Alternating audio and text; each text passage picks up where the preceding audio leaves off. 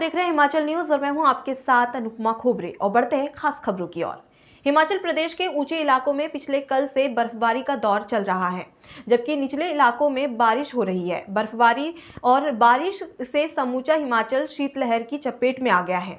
हिमाचल की राजधानी शिमला में इस साल ही ये पहली बर्फबारी हुई है। रिज मैदान माल रोड बर्फबारी से पूरी तरह सफेद हो गया है।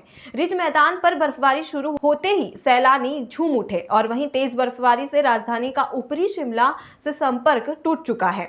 NH5 कुफरी के पास बंद हो गया है।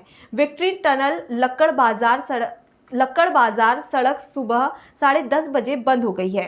इससे शहर के लोगों को दिक्कतें झेलनी पड़ रही है। वहीं बर्फबारी होने से बागवानों के चेहरे खिल गए हैं। ताज़ा बर्फबारी सेब और अन्य फसलों के लिए संजीवनी साबित होगी। सिरमौर जिले के ऊपरी इलाकों में बर्फबारी का क्रम लगातार जारी है। बर्फबारी के कारण तापमान में भारी गिरावट दर्ज हुई है, जिस कारण एक बार क्षेत्र फिर ठंड की चपेट में आ गया है।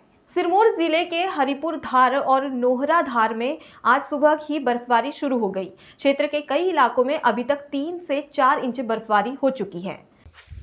नोहरा धार, हरिपुर धार और चूड़धार की पहाड़ियों पर बर्फ गिरी है। चूड़धार में तो पहाड़ियाँ बिल्कुल गदागद हो गई हैं बर्फ़ से, और नोहरा धार और हरिपुर धार में भी बर्फबारी हो रही है, जिससे कि किसानों के चेहरों पर खुशी छाई हुई है, क्योंकि ये जो बर्फबारी है किसानों के लिए बहुत अच्छी है, फसलों के लिए बहुत अच्छी है। अभी जो सेब की कटिंग हो रही है, लोग आलू लगाएंगे, इन फसलों के लिए बर्फबारी बहुत ही अच्छी है। और लहसुन की जो फसल है बीजी हुई है, उसके लिए भी बर्फबारी बहुत अच्छी है। तो लोग बड़े खुश हैं इस बर्फबारी से और लोगों के चेहरे खिले हुए हैं, किसान बहुत खुश हैं। सिरमौर में इस साल का पहला हिमपात है, जबकि सीजन में यहां दूसरी बार बर्फबारी हुई है। बर्फबारी के कारण कई सड़कें यातायात के लिए बंद हो गई है। बर्फबारी होने से क्षेत्र के किसान और बागवान बेहद खुश नजर आ रहे हैं। किसानों और बागवानों को उम्मीद है कि बर्फबारी के बाद फसलों में नई जान आएगी। इस बार इस बर्फबारी से हम बहुत खुश हैं, जो ये 1 महीने के बाद बर्फबारी हुई है। और किसानों के लिए भी ये बहुत बड़ी खुशखबरी है, जो जिससे किसान अपनी फसल अच्छी तरह से उगा सके, और बागवानों के लिए भी ये खुशी की लहर है। उधर सिरमौर जिले की सबसे ऊंची चोटी सिरगुल स्थली चूड़धारी में आधा फुट से अधिक ताज़ा हिमपात होने की खबर है। मौसम विभाग ने अगले 2 दिन तक मौसम खराब होने की आशंका जताई है। ऐसे में उम्मीद है कि अभी बर्फबारी का क्रम लगातार जारी रहेगा। मंडी के उपमंडल करसोग में जमकर बर्फबारी हो रही है। लोगों का घरों से बाहर निकलना मुश्किल हो गया है। बर्फबारी किसानों के लिए औषधि और खाद का काम कर रही है और इससे सेब व अन्य फसलों में खरपतवार नहीं लग पाते हैं। तिब्बत सरकार की राजधानी मैक्लोडगंज में तिब्बती कार्यकर्ताओं ने आगामी ओलंपिक 2022 की मेजबानी के लिए अंतर्राष्ट्रीय ओलंपिक समिति और चीन की निंदा करने के लिए एक विरोध मार्च का आयोजन किया, जिसमें विभिन्न NGO के कार्यकर्ताओं ने अपने गुस्से और निराशा को दिखाने के लिए मैक्लोडगंज के मुख्य चौक में एक नुक्कड़ नाटक कर अपना रोष प्रकट किया। उन्होंने विरोध मार्च करते हुए दुनिया को संदेश दिया है कि जिसकी वजह से समूची दुनिया एक अजब संकट में उलझी, उसी देश को ओलंपिक 2022 की मेजबानी के लिए चुना गया है। नुक्कड़ नाटक का प्रतीक चीनी राष्ट्रपति शी जिनपिंग और IOC अध्यक्ष थॉमस बाख को तिब्बतियों, ताइवान, उइगर, दक्षिणी मंगोलियाई और हांगकांग के पीड़ितों की उपेक्षा करते हुए और हाथ मिलाते हुए बताया है। I'm Gombo Tundu, the president of Tibetan Youth Congress. So this is a joint kind of street demonstration by the 5 Tibetan NGO based in Dharamshala. The very purpose of organizing this campaign is to show our kind of condemn and oppose IOC decision to host Winter 2022 Olympic in the Beijing. And meanwhile, we would like to urge all the world government to show and support Tibetan activists and all the victims of the communists by boycotting the upcoming Winter Olympics. Thank you. तिब्बती कार्यकर्ताओं ने आरोप लगाते हुए कहा है कि नरसंहार करने वाले देश में खेलों की मेजबानी करना इन अपराधों को वैध बनाना है। चीन द्वारा कब्जा किए गए तिब्बतियों और अन्य लोगों की दुर्दशा के बावजूद भी IOC ने इस तथ्य को अनदेखा करने के लिए और उनके चुने हुए ओलंपिक मेजबान मानवता के खिलाफ जघन्य अपराध बताया है। My name is Dolma Yangchen and I am the president of Tibetan Women's Association, the largest organization in the Tibetan community. So today we have joined along with the other 4 NGOs in Dharamsala. That makes 5 total NGOs who have organized this program to protest against IOC's giving permission to China to host this Winter Olympic of 2022. So this is against human rights. All the countries, nations who believe in human rights, who feels that human rights is a must, and they believe in that. But they have gone against the people's wish and people's human rights value. So that is why we have organized this as an initial protest against the Chinese government as well as IOC.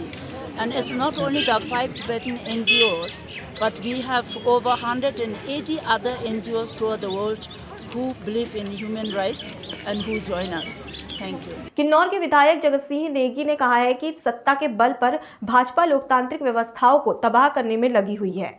उन्होंने कहा कि सत्ता का दुरुपयोग कर धनबल से प्रलोभन देकर गुंडागर्दी और अनैतिक तरीके से भाजपा बीडीसी निचार पर कब्जा करने की कोशिश कर रही है। बीजेपी के खिलाफ मोर्चा खोलते हुए उन्होंने कहा कि लोकतंत्र की हत्या किसी भी सूरत में नहीं होने दी जाएगी। हमीरपुर पंचायत समिति के अध्यक्ष और उपाध्यक्ष को एसडीएम डॉक्टर चिरंजी लाल चौहान ने पद और गोपनीयता की शपथ दिलाई। इस दौरान हमीरपुर पंचायत के चुने हुए पंचायत समिति सदस्य भी मौजूद रहे। पंचायत समिति अध्यक्ष हरीश शर्मा और उपाध्यक्ष संजीव शर्मा को एसडीएम हमीरपुर ने सही काम करने के लिए और लोगों की उम्मीद पर खरा उतरने के लिए भी प्रेरित किया। कार्यक्रम हुआ, इसके बारे में बताइए। आज पंचायत समिति हमीरपुर के अध्यक्ष एवं उपाध्यक्ष का शपथ ग्रहण समारोह होगा और अध्यक्ष उपाध्यक्ष को जो शपथ ग्रहण करवाई वो उपमंडलाधिकारी नागरिक हमीरपुर द्वारा 11 बजे करवाई गई है और फर्दर उनको एसडीएम साहब ने जो है वो सही काम करने के लिए और लोगों की उम्मीदों पे खरा उतरने के लिए जो है वो इनका मार्गदर्शन किया गया। शपथ समारोह के उपरांत अध्यक्ष व उपाध्यक्ष ने हमीरपुर ब्लॉक के पंचायत समिति सदस्यों का आभार जताया। शपथ समारोह के उपरांत पंचायत समिति सदस्यों की पहली बैठक भी आयोजित की गई, जिसमें सभी पंचायत समिति सदस्यों ने अपने अपने क्षेत्र की समस्याएं अध्यक्ष व उपाध्यक्ष के समक्ष रखी, ताकि उनके क्षेत्र की समस्याएं जल्द से जल्द बहाल हो सके। विश्व कैंसर दिवस के अवसर पर सिरमौर जिला मुख्यालय नाहन में स्वास्थ्य विभाग ने स्वास्थ्य कर्मियों के लिए 1 दिवसीय कार्यशाला का आयोजन किया। इस कार्यशाला में स्वास्थ्य कर्मचारियों को कैंसर के इलाज से जुड़ी जानकारी दी गई। इस कार्यशाला का मुख्य उद्देश्य विभिन्न स्वास्थ्य केंद्रों में तैनात स्वास्थ्य कार्यकर्ताओं को कैंसर संबंधी इलाज से जुड़ी जानकारियां देनी है। यदि समय पर इलाज करवाया जाए तो कैंसर जैसी घातक बीमारी से बचा जा सकता है। कैंसर के बढ़ते मामलों को देखते हुए स्वास्थ्य केंद्रों में आने वाले सभी मरीजों से पूछताछ की जाती है, ताकि उनमें यदि कैंसर से संबंधित कोई भी लक्षण है तो उसका समय रहते उपचार किया जा सके। आज 4 फरवरी को वर्ल्ड कैंसर डे मनाया जाता है और इसमें हम अपने वर्कर्स को, अपने डॉक्टर्स को, सारे फील्ड स्टाफ को मेन कैंसर जो हमारे अर्ली डायग्नोसिस जिन कैंसर्स का होना चाहिए, जैसे कि breast cancer, cervical cancer, oral cancers के बारे में पूरी तरीके से जानकारी देते हैं। इन कैंसर्स को अगर हम अर्ली डायग्नोस करते हैं, इनका अर्ली डायग्नोसिस बहुत ही ज़्यादा इम्पॉर्टेंट होता है, तो क्योंकि फिर बंदे की लाइफ बचा सकते हैं। अगर बंदा अच्छे से ब्रेस्ट कैंसर बहुत जल्दी से डायग्नोज हो जाए तो काफ़ी अच्छा रहता है और बंदे को हम अच्छे से ट्रीटमेंट टाइम पे शुरू कर सकते हैं। आजकल ये जो कैंसर्स हैं ये फुली ट्रीटेबल हैं, काफ़ी हद तक बंदे की लाइफ की लॉन्गेविटी बढ़ जाती है अगर हम टाइम पे कैंसर को डिटेक्ट कर सकते हैं। बट तो इसमें हम वर्कर्स को, उन्हें ऑलरेडी मालूम है, बट वर्कर्स को दोबारा से एक बार उन्हें बताते हैं कि क्या क्या इसके फीचर्स हैं, कैसे तुमने इनको डायग्नोज करना है।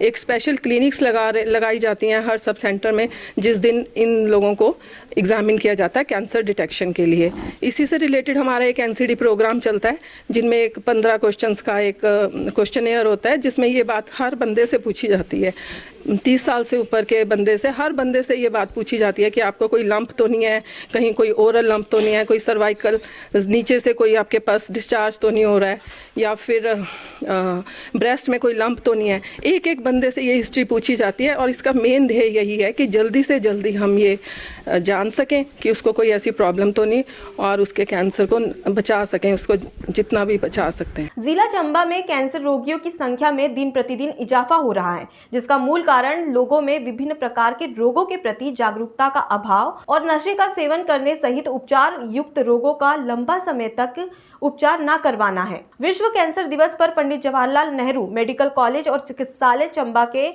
सभागार में पत्रकार वार्ता के दौरान कैंसर विशेषज्ञ और assistant professor doctor Meenakshi Sharma ने कहा है कि जिला चंबा में कैंसर रोगियों की संख्या काफी तेजी से बढ़ रही है, जिसका उदाहरण जनवरी से लेकर 4 फरवरी में ही ताज़ा 120 मामले कैंसर के सामने आ चुके हैं, जबकि गत 3 वर्षों के कैंसर रोगियों के ग्राफ पर अगर नजर डाली जाए तो 4126 व्यक्ति विभिन्न प्रकार के कैंसर रोग से ग्रस्त पाए गए हैं, जिनमें ब्रेस्ट कैंसर से ग्रस्त महिलाएं, पीते की पथरी, तंबाकू seven, head and neck cancer, lung cancer से ग्रसित रोगियों की संख्या अधिक है। उन्होंने कहा कि पीते की पथरी, ब्रेस्ट में गांठ बनने और कान के पीछे गांठ बनना सहित अन्य कई तरह के रोगों का अधिक समय तक उपचार न होने के कारण ये रोग कैंसर रोग में परिवर्तित हो जाते हैं।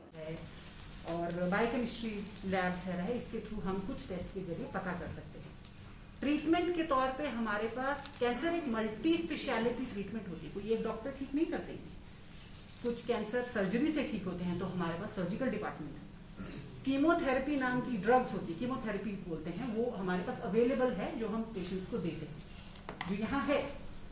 एक कैंसर की ट्रीटमेंट में आता है रेडिएशन थेरेपी, किरणों से ठीक करना, जो कि अभी इस वक्त इस मेडिकल कॉलेज में उपलब्ध नहीं है, अभी वो प्रोसेस में है, अभी नहीं है। लेकिन हम उन पेशेंट्स को जिनको जरूरत है उनको यहाँ से रेफर करते हैं टांडा मेडिकल कॉलेज या आईजीएमसी, जरूरत पड़े तो बीजीआई चंडीगढ़, जो कि हमने रेफर किए हुए पेशेंट्स को बहुत ही जल्दी वहाँ लिया जाता है उनका इलाज। और लास्ट में मैं सबको ये कहना चाहूंगी, believe you can and you are halfway there. मतलब अगर आप खुद पर विश्वास रखते हैं तो यकीन मानिए आप आधी लड़ाई जीत चुके। धन्यवाद। वहीं इस मौके पर सीएमओ डॉक्टर राजेश गुलेरी ने बताया है कि जिला स्वास्थ्य विभाग द्वारा जन जन में जाकर आशा वर्कर्स के माध्यम से एक फॉर्म भरा जाता है, जिसमें 15 प्रश्न दिए गए हैं, जिनका जवाब जानने के पश्चात उसे टेबलेट में डाल दिया जाता है, जिसकी समीक्षा करने के पश्चात कैंसर रोगी की विभाग द्वारा पहचान की जाती है। वहीं इसके अतिरिक्त स्वास्थ्य कार्यकर्ता माध्यम विभिन्न रोगों की जाँच के लिए शिविर आयोजन किए जाते हैं, जबकि चिकित्सा अधिकारी के द्वारा भी कैंसर रोगियों की जाँच के पश्चात पुष्टि की जाती है, ताकि ऐसे रोगियों की पहचान कर उन्हें स्वास्थ्य सेवा मुहैया कराई जा सके। हिमाचल प्रदेश सरकार ने आर्थिक रूप से कमजोर वर्ग के लोगों को गंभीर बीमारियों से आर्थिक सहायता देने का निर्णय लिया है, जिसके तहत सरकार द्वारा सहारा योजना को आरंभ किया गया है। इस संदर्भ में पत्रकार वार्ता के माध्यम से जानकारी देते हुए मुख्य चिकित्सक अधिकारी चंबा डॉक्टर राजेश गुलेरी ने बताया है कि सरकार के दिशा निर्देशों के अनुसार राज्य में सहारा स्वास्थ्य योजनाओं का आरंभ किया जाएगा। जिला चंबा में इस योजना के तहत करीब 400 व्यक्ति जुड़ चुके हैं, जबकि इस दिशा में कार्य प्रगति पर है। योजना है, उसके बारे में हम पहले भी काफी बार चर्चा करते रहे हैं। सहारा योजना के नाम से उसके विषय में मैं थोड़ी आपसे बात करके आपके माध्यम से चाहूँगा कि ज़्यादा से ज़्यादा लोगों में इस योजना का प्रचार प्रसार किया जाए। और हमारे जैसा जो एक महत्वाकांक्षी ज़िला है और ज़िले में बहुत दूर गरीबी के और उन लोगों को बहुत फ़ायदा हो सकता है। इस योजना का जो मुख्य उद्देश्य है वो गंभीर रूप से बीमार, कुछ बीमारियों से ग्रसित लोग या कुछ लोग जो बेड रिडन हो गए हैं, बिस्तर पे हैं, इनकैपेसिटेटेड हैं किसी गंभीर और बीमारी की वजह से, उन लोगों को लिए आर्थिक रूप से एक पेंशन देने का प्रावधान है। और ये जो योजना है इसके अंतर्गत 3,000 रुपये प्रति मास आजीवन सामाजिक सुरक्षा के रूप में सहायता जो है स्वास्थ्य विभाग द्वारा सरकार द्वारा प्रदान की जाएगी। अब हम आपको बताते हैं लाहुली घाटी के कबायली उत्सवों के महा उत्सव स्नो फेस्टिवल में दर्शाई जा रही लाहुली की समृद्धि संस्कृति के बारे में। जहां की संस्कृति भले ही अलग हो, लेकिन लाहुली की कई परंपराएं ऐसी है जो हिमाचल के कुल्लू घाटी की संस्कृति से मेल खाती है। यहाँ मुखौटा पहने इस व्यक्ति को खुलीजा और खेपरधारी कहते हैं। ये रस्म खास मौके पर ही निभाई जाती है और ये मेला 3 दिन चलता है।